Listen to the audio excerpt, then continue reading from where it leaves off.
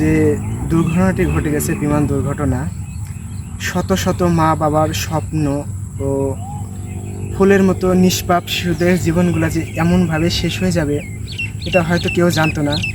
কত স্বপ্ন ও আশা নিয়ে নিষ্পাপ শিশুগুলো সকালে বাসা থেকে বের হয়েছে স্কুলের উদ্দেশ্যে।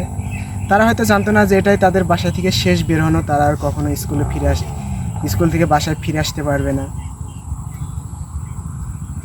তাদের এই নির্মম মৃত্যু পুরা আমাদের বাংলাদেশ আজ থমথমেভাবে থেমে গেছে। হাজারো মায়ের কোল খালি হয়েছে।